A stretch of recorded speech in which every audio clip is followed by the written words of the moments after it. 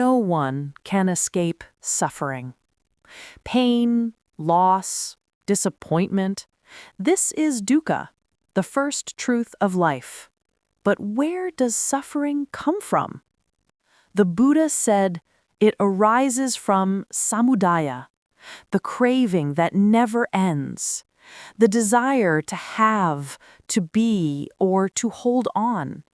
That's the fire that keeps us burning inside.